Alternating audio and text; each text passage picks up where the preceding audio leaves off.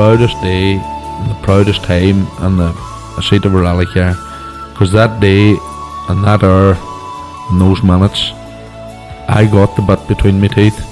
You know, I really stood up and was counted and said, this is not getting away. I remember when we pulled on our helmets and Donald says to me, what are we doing? I said, we're going for gold, Barrett. That's all was said. I can still picture that run. That was just the best run ever.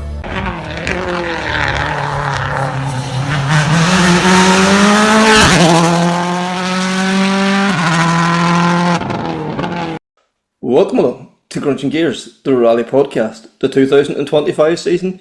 And Connor, I suppose before we start, please like, share, rate, subscribe. But Connor, will you back in the passenger seat again? Yeah, absolutely. Couple of weeks off, summer break, and back to rallying. Yeah, and this week we're going to look back at the Thomond Mini Stages, and we're going to look back as well to the Barum Rally as well. What can we say about the Thomond Mini Stages? We've talked ad nauseum now about the mini stage format, how good a format it is. I think last Sunday just proved how exciting the mini stages can be. Absolutely. I don't know if you could get a more exciting finish than what happened on the final stage. Yeah. Oh, like Jason and Karl just, pulled out all the stops. They have an in-car up there online. I'm going to chat to Jason and Karl now in a few minutes. And as we said on, during the interview, if you get a chance to go and watch it, it was just such a, it's not, it doesn't look, all out. It just looks very smooth, very controlled, just a very polished run. And that's the level we're at. You can't afford, it's not. I don't even think that Stafford even really backed off. Maybe backed off slightly for the for the last stage, but the two guys just put in a perfect stage. Absolutely. Going into that final stage, Stafford was 8.7 seconds ahead. Yeah. Comfortable enough, and just everything condition wise would have suited the Darien. Yeah. The weather, the stages, everything, and when you look back, it's that on the previous run of that stage, again, Stafford had it well nailed, and just for Jason to pull out 10 seconds, it's just incredible. Yeah, absolutely. Yeah, so great to see the two guys taking the one there. So in a few minutes you're going to hear from Karl and Jason, and I just think it's a great story there, too. And then not last weekend but the previous weekend, Barum Rally, we didn't get a chance to catch up with Jon last week, so we thought we'd get a chance to catch up with him. You had a chat with Jon, and he's just delighted with the second overall. Look, an amazing result, genuinely amazing result. I think that's career equaling best. He's had a second place before ERC, fabulous result. But again, in an aging car, that Fiesta, it's been a while since there's been any major developments. He's up against the Skodas, the Hyundais, and the Yaris, the Yaris as well, exactly, yeah, which is really making inroads, and a phenomenal. But not only that, he was up against the master of Czech Rally and Jan Kopecky. He is Mr. Skoda, after John Hogland, yeah. Completely. He genuinely is, and a major developer of that Skoda as well. So he knows that car inside out. Yeah, and he's won that rally 11 times or something, isn't he? Easily, I can't remember exactly, but it could even be 14 of a notion, yeah. So, knows the stages, knows everything, and Jon put it up to him big time. Yeah, without a doubt. Yeah, so that was to me that was as good as a one, really. I think that was very impressive. So we'll talk more about that now in a few minutes. But I think first of all we'll hear from Jason Black and Karl Egan. Yeah, it was very good stages. They're very fast. But there was a lot of driving in them, and both suited our cars. So it did.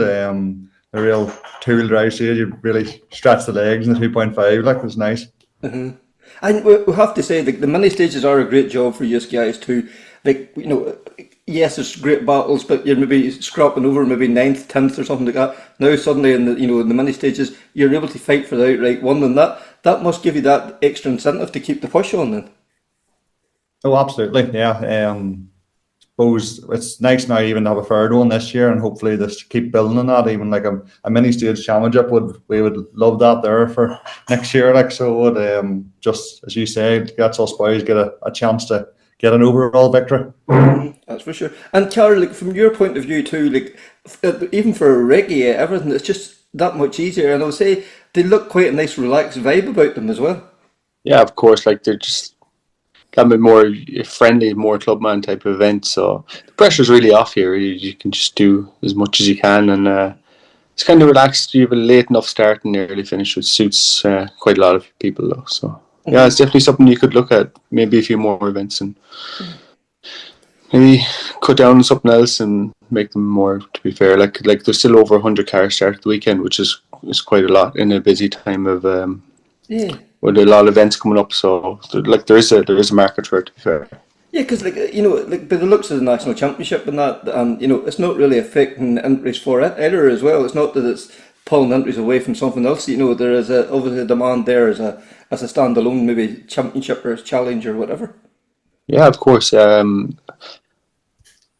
Just you can get someone to organise it. Really, is the thing. And see, like I think you can see events are starting to fall off a small bit. Like, but I think if you could kind of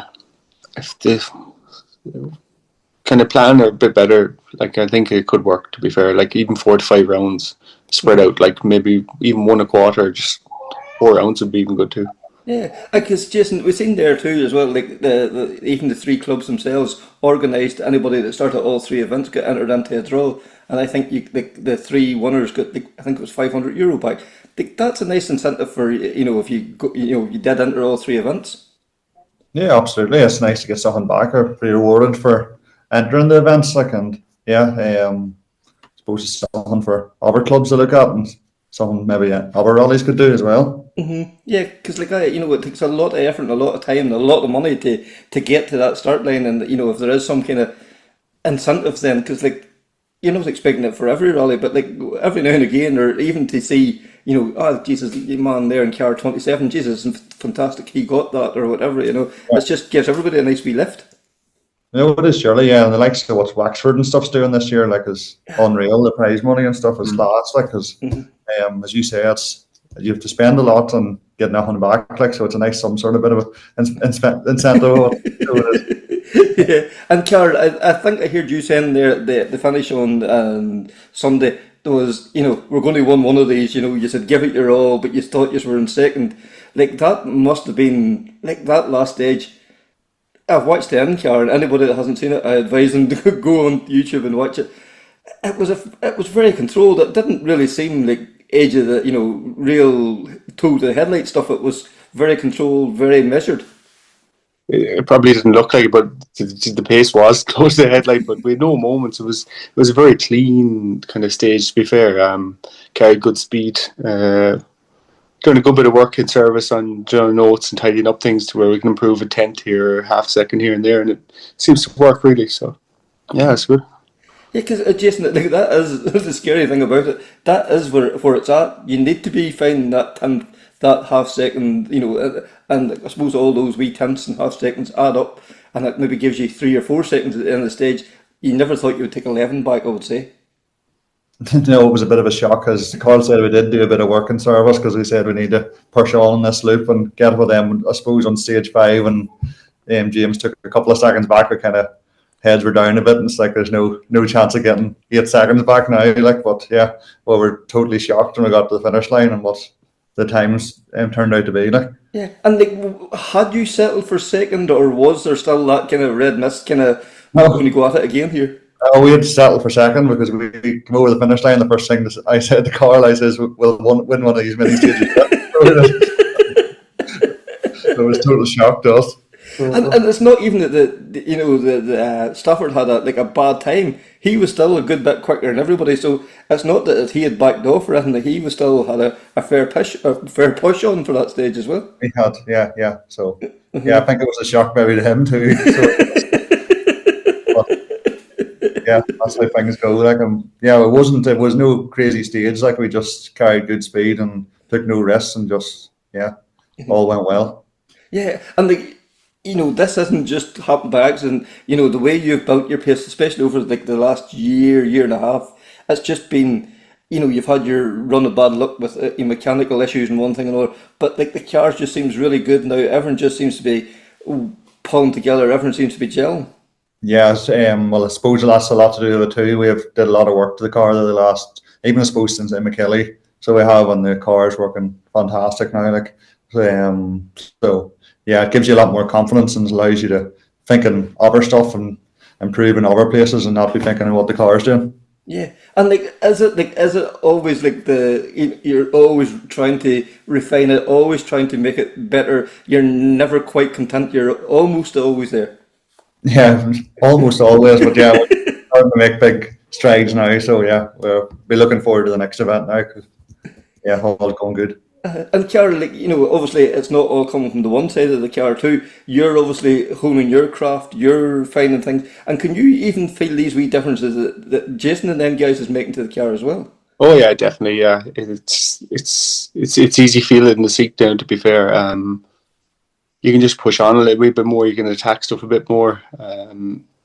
It's kind of the harder you're driving it now. The better the car handles, really, especially the weekend. But it's steadied up a lot of things. We can go into stuff a bit later, brake and choppy stuff seems to be working a lot better now for us. Yeah, because there was one particular choppy station, and I hear your note was "Don't effing lift." But you obviously had the confidence that the car would take it. Yeah, definitely. Look, we highlighted it probably in service as well. We highlighted that one in service. It was a flat on the recce, but I had hesitated both times, so I told him, "Sure, I don't this time." So you were given to leave them under no illusions. Do not lift this time. Yeah, I know. It's like if you lift there, it's probably second and a half, to be fair, because you carried serious momentum down into the chicane. So look, that could have been a difference there, like with only 2 seconds at the end. So yeah. Yeah. Even looking back on the in-car, like there's probably 2 to 3 seconds there, like with half seconds here and there, like so there's still more in there, like. And many stages before lips. I know, yeah, she's a bit dangerous. But whenever you see the quality of the entry there as well too, and that's only your third event this year, it just shows the talent that's there. Like Carol, you've seen the work Jason's put in as well too, and it's nice to see it all coming together. Yeah, we've been at it now for probably since 2018, 2019. We kind of started together, and it's like building a jigsaw, every piece by piece. Since we went to the 2x5 car, it didn't take them long to get up to pace, but the sharp end is tight. It's very small margins now, and I think we're well able to fight there now. Mm-hmm. Yeah, because Jason, they often say seat time is worth so much.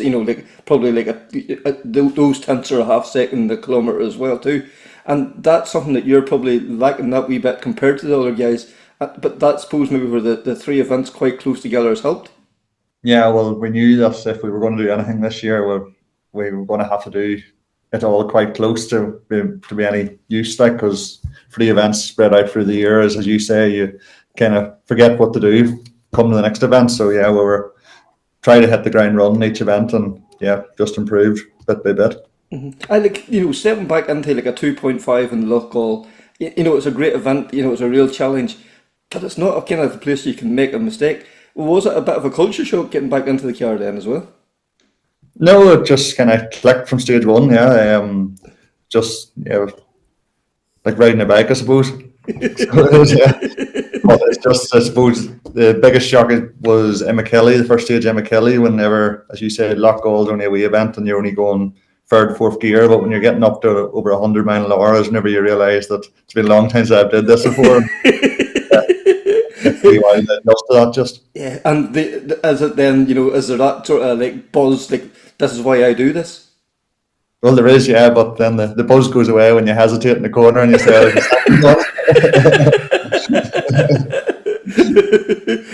Carl, you need the sharp stick to give a wee rattle. It's not too often I've seen him go on, to be fair, so I'll give him a bit of credit. Yes. But there's not too many places you have to encourage him to go on either, really, is there? No, it's usually getting that'll do you now. And Jason, we've seen earlier this year, only in the last few weeks, you got an opportunity to go out to Finland, and Mr. Rovenpera was repairing the favour. What was that like?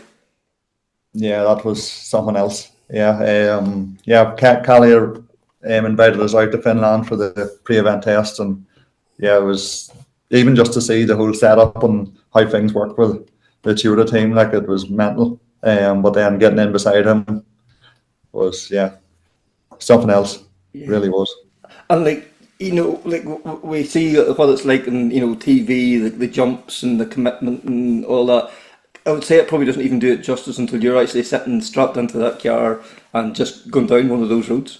Yeah, it definitely doesn't do it justice. Like it opened my eyes to the whole thing and how the pace, even the likes of the boys there that are 5 and 6 seconds a stage, like off the pace. Like it's nothing at that level. Like it's on the door handles every corner. So it is. Yeah, It's pretty cool to see. And were you out for the event then as well, or are you just over for the pre-event test? Oh, we just went over for the test because then we did McKinley then the Saturday. Yes, of course, yes. So we had to be back sharp. Yeah, but you must have given him some great advice, because whatever it was, like he won the rally, he set the fastest average time. I'm giving you full credit for this. I don't know if I was much use. I was kind of holding on tight. There's a few times I thought we were over the head, but the cars are unbelievable how they handle and the aerodynamics and all. Like it just sticks to the road like something else. Yeah. Yeah, and the change of direction, to me, that really blows my mind. The way that they can go from being, you know, fully sideways one way to being fully sideways the other way, just in the blink of an eye. Yeah, they're so agile. Like there's one place where we're over like a long jump, you're jumping about 30 foot in the air, and then there's like a 4 left after it, and as soon as you land on the ground, you just fire full sideways into it. Like, and I was like, where's this going? You're looking for the brake pedal. So, Carly, now you know how you feel. He says to me, there's no such thing as a slow jump anymore. It's all flat. Yeah. The wee startup you've been looking for her to do things she would never be capable of. She's got her fair share of jumps now over the last couple of years, and axles bent and stuff. But yeah. And Carol, you know you've had an incredibly busy year as well too, between all our, you know, with all our drivers, not only in Tar but on Forest as well too, and like that all, like you're giving your experience, your wealth of knowledge to all our drivers now as well. Yeah, it was kind of a bit unexpected really. It was the tail end of last year. I got a call from Raymond Drury to see what they said with Kyle. I was like, I was thinking about it for a while and I wasn't sure, but then I kind of watched them for the last couple of rounds, Cork, Forest and stuff, and I see this boy settling to his first fastest time and probably his first rally, so I was like, maybe there is something there that I could kind of help him and guide him, I suppose. So we planned a full championship this year, and so far so good. He hasn't been off the podium, and he eventually got his maiden victory there in the last round. So yeah, because pretty good. The Junior 1000, it's the, you know, the team in the car, because the cars are so evenly matched, and it's that tenth of a second, because you can't afford to lift, you can't afford to back off, because you know the other 10 guys coming behind you. Yeah, I know there's some really quick guys there, but it teaches great discipline, because you have to absolutely be on the door handles, but you have to be very neat and tidy, because you run wide, it's a second and a half, maybe 2 seconds you're losing with momentum, because they just don't have the power to pull it back. So you have to be neat, but absolutely on the door handles too. This has been a few times now where I had to tighten the belts to that extra squeeze, but yeah. But isn't it, like, you know, from there you see like 30, round about the 30, you know, sometimes a few less, sometimes a few more, like all guys and girls under 17 years of age. What kind of talent are we not going to be producing in the next 5-6 years? Yeah, it's definitely a conveyor belt coming, to be fair. It's a couple, 3 or 4 really, really quick guys there at the minute. Obviously, over the next 2 or 3 years, they're still even going to develop, and there's going to be a couple of more of coming through. Like, so, yeah, it'll be interesting. And the fact now that they can go into an R2 car at 16 in the woods and Tar is the way forward, really. Like, we've been lacking that, because the step between them 1 litre cars to Rally 4 is too big, so at least we have something now in between. Yeah, and Jason, you know, you had a few events on the gravel and all. Would it be something that you'd want to venture back into, or you're a Tar man now?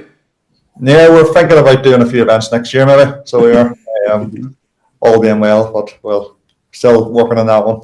Mm-hmm. And And more planned for this year, or wait and see kind of thing.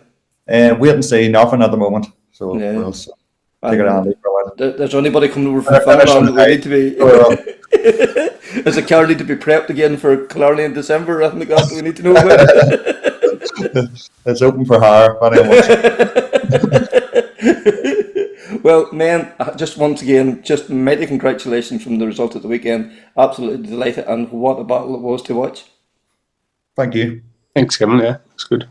So thanks there to Jason and Carl, and watch this space for Killarney Historics. He didn't say no. And then Connor, we said before we started there with the two boys there, Barum, we didn't get a chance to chat last week. What a fantastic weekend for Irish rallying over there. Yeah, look, really, really impressive. With Craig Rahal, what do you call it, Casey Gay, yeah, Keelan Grogan too, and Keelan as well. Yeah, fantastic result. The lads did really, really well. They genuinely did. Yeah. So we've said it before, and we'll probably keep hammering that drum. But Motorsport Ireland, the Rally Academy, they really are churning out some top talent. Yeah, and then the likes of Casey J and everybody else is benefiting from it as well, and we see it even here at home. We say it and say it again. The rising tide lifts all boats, and we can just see the positive effect that it's having on rallying in Ireland in general. Yeah, absolutely. It genuinely is, and not just drivers but co-drivers as well. Yep. That's the fantastic part. It's everybody's getting to benefit from this. That's for sure. Yeah. So and and then John and Shane, a partnership only formed at the start of this year. Yes, they've done quite a few rallies, but it's really gelling. It's all starting to come really good. It looked very, very relaxed, in Barum, didn't it? It didn't look forced. It didn't look, as if it was any real big effort. It just looked very natural. Yeah, natural. I think that's probably the right word. There's a really strong bond forming between them. And if you think about it, Shane kind of had to step in there last minute, with Owen going to sit with For Josh and all that. Yeah. with Josh in the Rally 1 Puma. So there wasn't really much chance for the two lads to get to know each other before they were sat in a rally car. And it's working very well. And they're both putting the work in as well. So, it seems to be a really good, from the outside anyway, a really good partnership. Yeah, because they both seem to have that temperament. They're very committed. They're they're wanting to work through and see how things work, and push the envelope too. And I think that's very evident from the results that are starting to come for them now. That's it. They both have a very strong professional work ethos, and the results wouldn't happen if they didn't. That's for sure. Yeah. So let's hear from John. You get a chance to catch up with him. So, John, career equaling best result, if that's the best way to put it, on the Barum Rally in Czech Republic. Congratulations, well done, and a very strong drive. Thanks, Connor. Yeah, it was a good drive for me and Shane with the Fiesta in Barum, and just kind of needed a good, strong result. Obviously, Rome, we were sort of outside of where we want to be in pace-wise, and then in Donegal, didn't go to plan either in terms of the result there, even though we had good pace. So we had a couple of power rallies, and then it was good now to go to Czech Republic and just focus on ourselves and trying to have a clean rally, but get into a good rhythm and push from the start whenever everything seemed to be in a good window of rhythm, and you can kind of just flow through the stages. So quite early on we had good stage times. I think it was the third stage we were 0.8 off the fastest time, and we had a good time in stage 2 as well. So that was a good indicator that it was going to be a good weekend, and that's how it can be. Sometimes you just don't really know until you get going, and hopefully then the rhythm comes to you and the times are there. And this was one of those events where you're not really chasing it. It's just you're in the zone in a good place, and we managed then to come to the end of the event with second overall to to Jan Kopecki, which is no bad thing, that's for sure. No, and what do you call it? Like, what, you finished 10 seconds or just under 11 seconds away. Like, Jan Kopecki, like, he's a master of Skoda. He's the Czech master of those stages. Like, you really did put the fight up to him. Yeah, it was definitely a big pleasure to be fighting with him there. Obviously, whenever you're growing up, you're keeping an eye on the European Championship, and he was, as you say, always a Skoda driver, always driving in ERC or WRC too. He was the champion of both. So yeah, it was a big pleasure to go to Barum, which is probably one of the most difficult events, but also one of the most famous because of that reason. And to be able to be so close to him at the end was great. And we're not so strong in the super specials. That's something that we're always trying to improve. But I think we dropped like 8.5 to him on the first stage, which was a 10-kilometer super special around the streets of Zlín, where the rally is based. And if you take that out of the equation, then we were even closer on the proper stages. So yeah, one of the most consistent drives, probably, like, compared to all the drivers around us. They had like some good stages, some bad stages, but we were always bang there at the front. We weren't the fastest on every stage, but we were always right there. And two fastest times in the stage called Bunk, which has a 4-kilometer gravel section, and you're driving that with tarmac tires, tarmac suspension. But it's surprising how much grip you actually do get. And we were having a bit of a laugh with the Pirelli guys. Were saying that we need to have more rallies that's just pure gravel with tarmac setup, so I can go and win.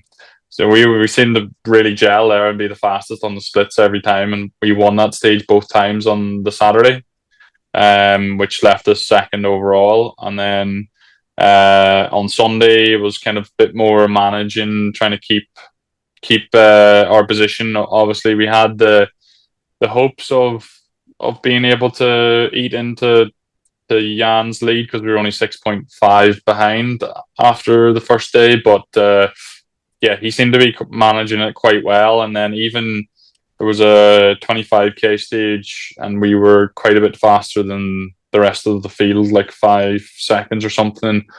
And then his time come through, and he was 1.8 up on us. So he was definitely in a good rhythm and sort of managing it from the front. But we gave it a good go anyway. And it's I think it became clear that to get a podium or get second would be a good result. So then we just tried to really focus on getting to the end without any big risks, and try to manage our rhythm to the end.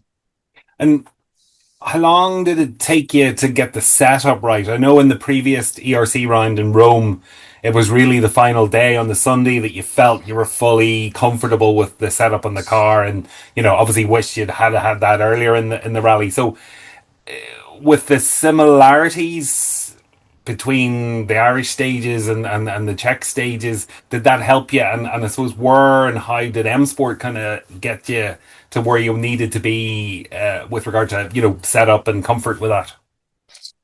Yeah, we've done West Cork and Donegal, where the setup is quite similar to where we finished off the end of last year, but we went a little bit different in a couple of areas. But as a whole, we know that works really well, and that style of bumpy tarmac that's not so wide, and you're kind of not leaning on the car as much. You're kind of in the more narrow roads and kind of point and squirt a little bit more. So it's less about sort of the transition of the chassis around a long corner where you're putting a lot of stress on the tire. It's more just dancing the car, and that's sort of the roads that I enjoy coming from Ireland. So for sure, Barum has a lot of similarities to what we would have at home in Ireland. So that's always helpful. And the setup was there from the start, and we made some good choices. We understood what we wanted from the car in terms of what the stages were, and any changes in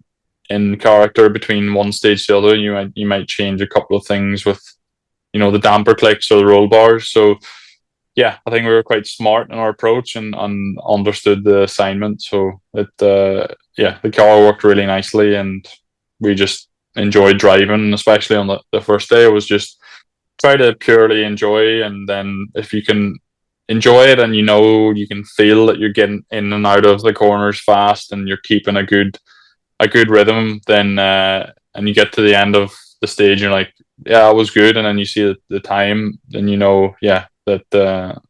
that anything's possible then for the rest of the rally. It's just trying to stay out of trouble then, but that was something that we done really well. And for the Fiesta, I think the last big development package last year was the cooling package. There's been no kind of major updates since, but what else is going on behind the scenes? What work are M Sport doing to keep the car relevant, I suppose, when you're up against the Skodas and the Hyundais?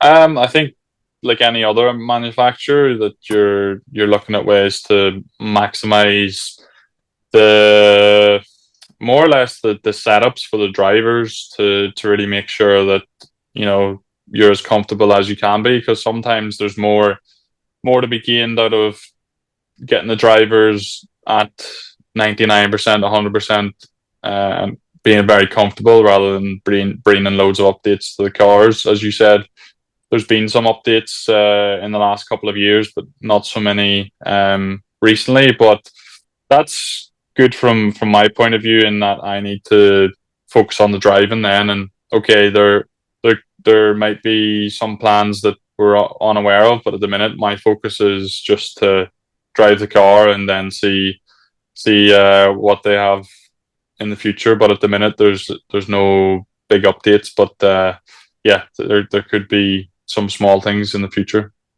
And Jon, I'm curious, in the preparation for the rally in the Czech Republic, you actually turned to a 21-year-old video game, Richard Burns Rally, and you weren't the only one who was doing that. So what do you call it? Where did that help you to prepare? So what did you get out of actually using the sim to prepare for this event? I think from the simulator side of things, you try to use it to really get up to speed with your muscle memory, just get everything sort of moving before the event. And some of the stages on Richard Burns Rally, which has a massive mod community now, like people who are adding new cars, new tracks, new physics, new liveries, all these sorts of things. So they're very passionate, and especially within that area of Europe and Czech Republic, there's a lot of people creating stages, and they're very detailed in terms of, like, you come around some of the corners and there's pollution on the road, and you have to deal with that in the same way that you would in real life, and surface changes and all sorts of character changes. So it definitely gets you prepared for the event and what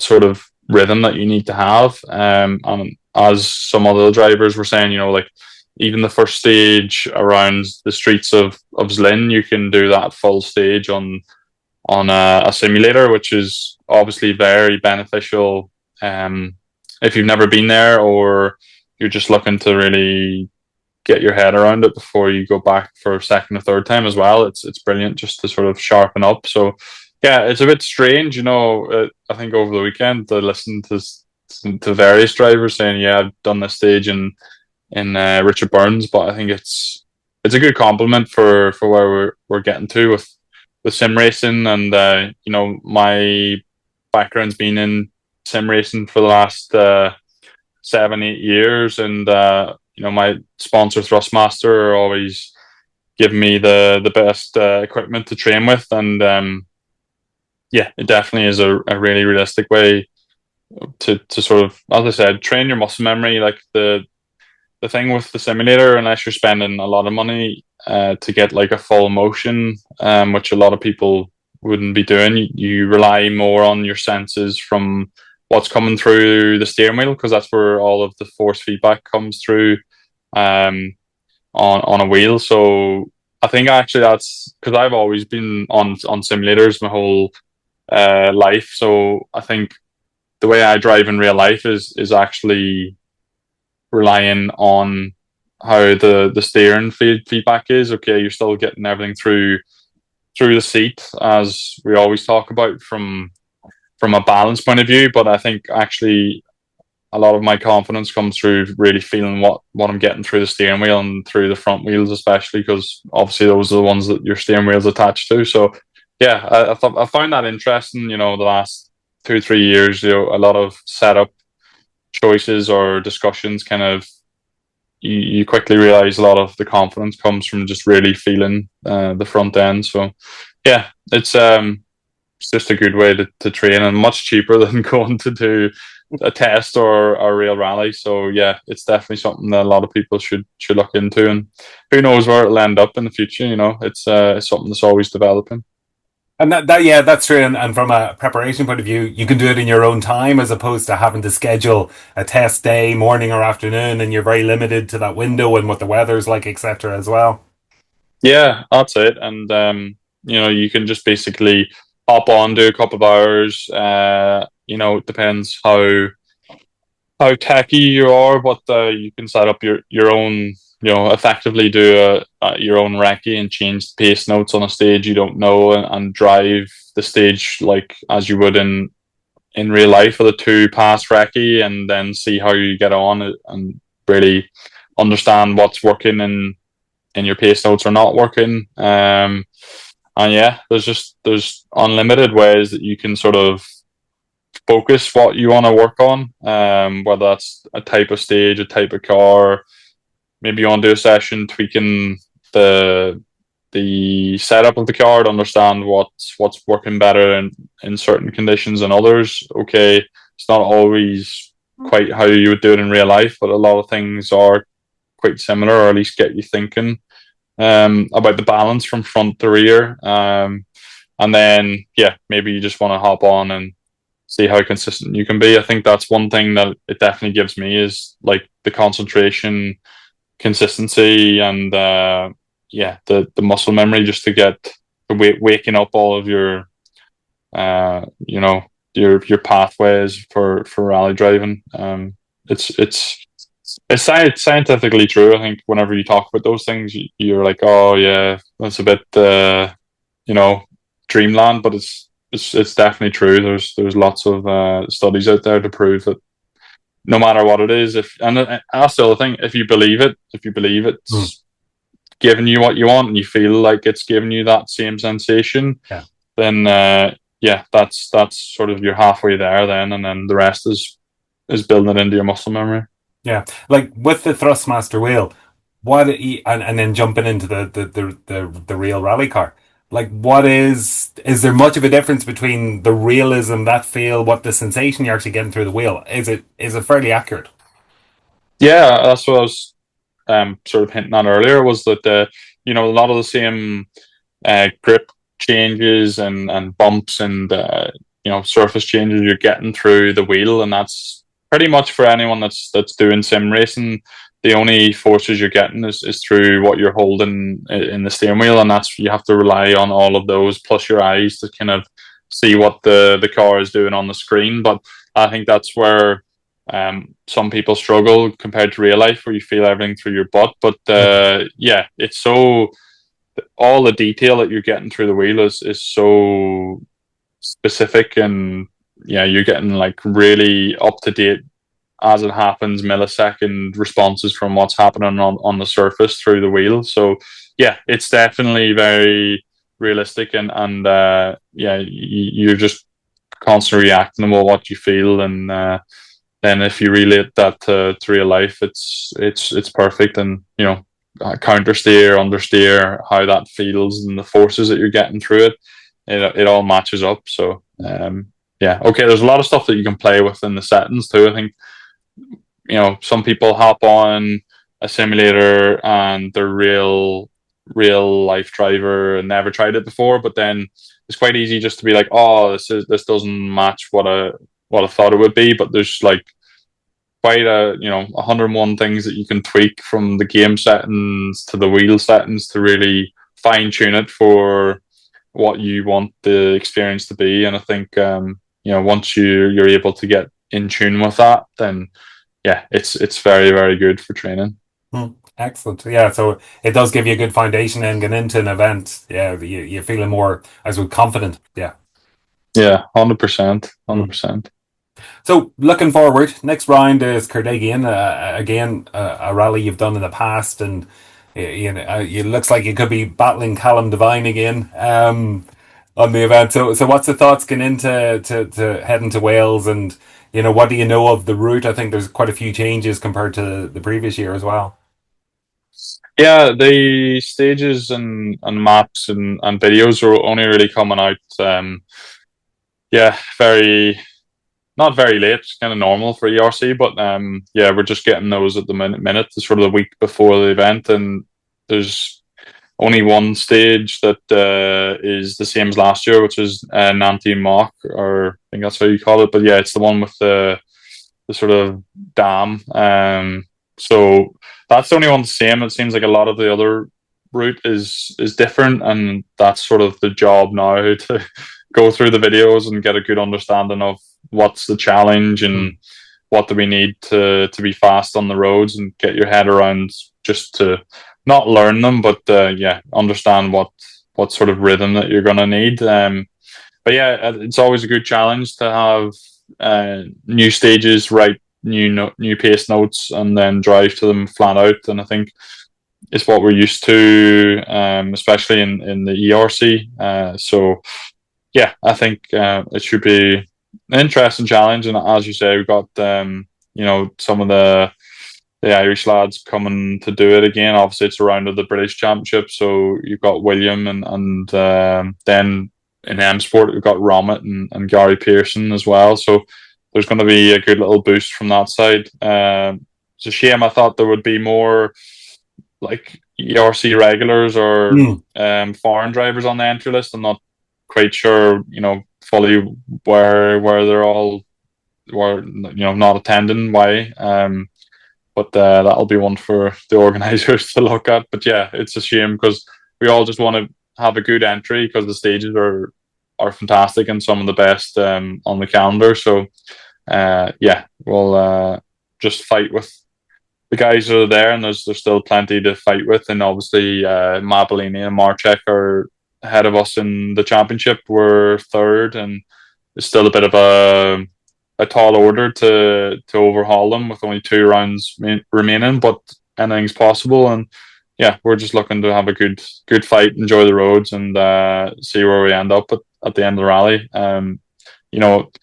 It's difficult, because going before Barum, you're not sure where you're going to be, and then as long as you put in the work beforehand, and you're just focused on yourself and enjoying the event, and then see where your rhythm and pace is at. Hopefully it'll be right there where we need it to be. And coming second to Jan in Barum is a good warm up before the event, but you still have to really focus and put in the work. And yeah, it'd be nice to learn how to win a rally now, but still, I understand it's a big task, and to win any rally is always going to be not a tall order, but it's always a big challenge. And yeah, you just got to sort of stand up to that challenge and really, throw your hat into the ring. And from your own perspective, what's better, to go to an event where the stages are new for everyone and it's a level playing field, or go back to stages you're familiar with? What works better for you, do you think? I don't know. It's actually something I probably wouldn't be able to like fully commit either way. Like, I think there's something nice about a stage that you're quite familiar with, and the reassurance, like, everything more or less, like where the ballsy places are that you're flat out, and you can watch onboards from the last 5 years or more with WRC and really start to understand that. But on the other side, the romantic part of rallying, where you're just approaching a road for the first time with a set of pace notes, and you the co-driver, and you're committing to what you've made. I think I enjoy that, and my rhythm can be so nice whenever you're just driving to your notes if you've made a good set of notes. So yeah, I think it's always nice to be on fresh stages, and that's what rallying should be about. So yeah, from that respect, and it should be a nice week. We'll just be exploring some parts of Wales that we've never been to before. So why not? Hopefully, they've got like all the sheep away, because yeah, there's plenty of those kicking about. But yeah, no, it's going to be a good challenge, and from what I've seen so far, and a quick look through some of the videos, they're going to be some of the most beautiful landscapes as well for showing off. So yeah, it'll be a good challenge, and let's focus on a good wreck. Yeah. Okay. And then I suppose just starting to wrap up, just looking back to Barum, very strong results for the Motorsport Ireland Academy, like, really good between Craig Rahal and Keelan Grogan there and Casey J. Coleman, great outings. And yourself, did you have a much opportunity to chat to the lads during the event, or maybe your own schedule didn't allow that? Yeah, you kind of catch up during the recce and stuff like that. Like, you'll always see each other, and you'll just naturally have a bit of a chit chat about some of the stages, or something that you've seen. But yeah, in all honesty, the guys are doing a really good job. They're always consistently at a good pace, and as we've seen, they're now capable of getting podiums and winning. And the win that Craig got was really great to see. So it just shows, I think, the work that the MI Rally Academy are doing is paying off to have such strong results across different classes and cars and different points of careers. I think it just shows that everything that we're doing with the preparation and understanding the events, or fitness, and yeah, just the full package is really working. And yeah, we just have to keep pushing ahead now. And as you said, you're just catching up with each other, helping each other where you can. And yeah, no, it was great. I was very happy to see the results of the lads. And yeah, we had a couple of refreshers after the rally, just to over a pizza. Lemonades. Yeah, a couple of lemonades and a pizza, just to be like, good job. So no, it was great. And yeah, we're looking forward to seeing what they do in Croatia now as well, with it being the next round for them. And John, just to wrap up, one person missing from the conversation today is Shane. How's the partnership going? He'd jump into Owen's seat there at the beginning of the year, and I suppose the two of you had to learn to quite quickly work together. So how is the partnership? Yeah, it's going well. Obviously, we've had some like really good results and good pace. And yeah, I think when we've done the rallies in Ireland this year, it's been great just to enjoy the support from the home fans, and the work that Shane puts in before the events to really understand the character, and understand the route, and all the things like the maps that they're doing now before, to really have a good understanding. There's a lot of work in being a co-driver. So yeah, I think it's been a big learning curve, but to go into that level and to be able to call notes at such high tempo, and then yeah, just to be able to secure podiums, I think it's a great marker. So yeah, overall it's going really well, and yeah, I think it's good, and I think exciting again from the MI Rally Academy's point of view, that they can have co-drivers represented and performing at such a high level as well. So yeah, it's going to plan, and we're looking forward to the last two rallies now. And yeah, no, it's good, and every co-driver is different. So from my side, like, I've had quite a few different ones, so you're always able to build a relationship and get along on the rallies, or you always find different common interests from one to the other. So yeah, it's always something quite exciting from my side as well. So thanks there very much to John, and watch this space regarding Carradickin, and I'd like to think with the entry there that it could be a strong result on the card for well, we've got quite a few from this side of the Irish Sea over there, so yeah, definitely looking forward to Carradickin.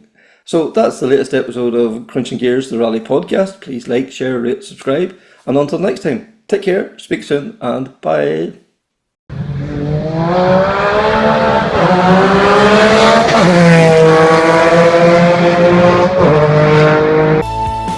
That's the proudest day and the proudest time on the seat of a rally car, because that day and that hour and those minutes, I got the bit between my teeth.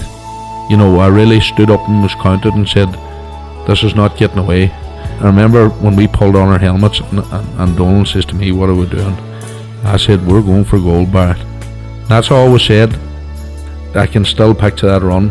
That was just the best run ever.